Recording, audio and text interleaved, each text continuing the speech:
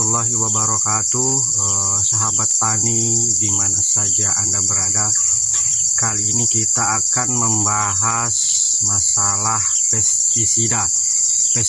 Pestisida ini merupakan istilah umum untuk obat-obatan dalam dunia pertanian. Jadi pestisida ini terbagi lagi menjadi bermacam-macam, seperti herbisida untuk racun pengendalian gulma, kemudian insektisida untuk mengendalikan serangga misalnya. Dan kali ini kita akan membahas salah satu merek yang terkenal, yakni Furadan.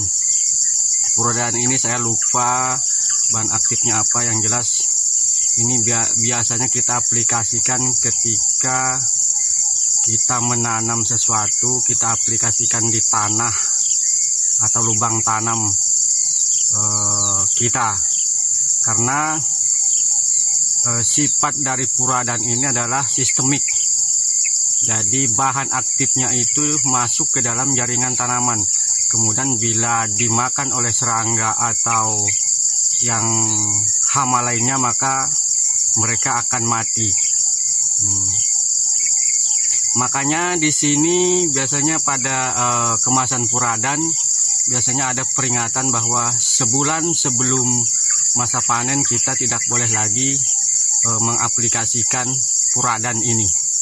Apa bahayanya Furadan dengan bahan aktif sistemik yang masuk ke dalam jaringan tanaman ini bagi manusia?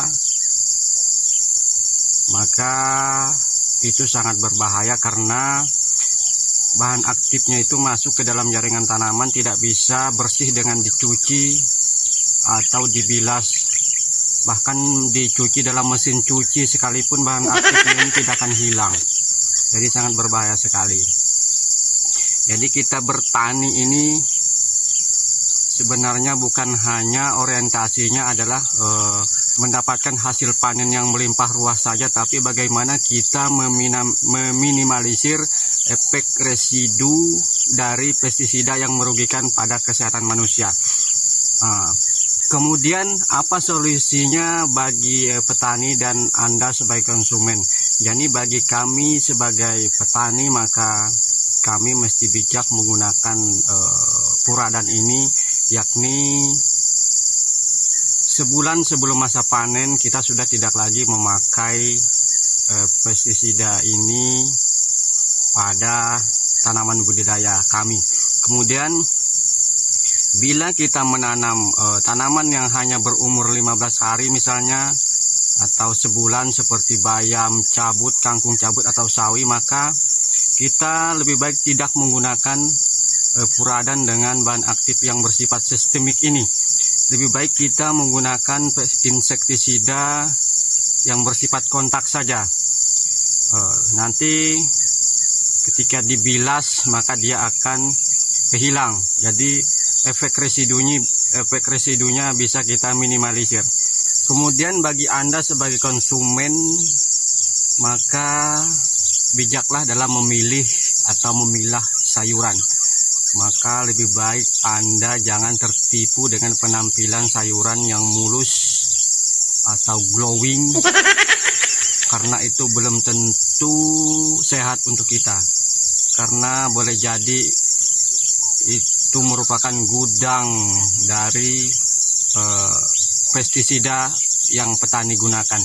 Maka mending kita pilih sayuran yang misalkan sayuran berupa daun seperti bayam cabut, mending kita pilih yang bolong-bolong saja termakan oleh serangga, karena itu mengindikasikan bahwa serangga saja tidak mati dalam memakannya.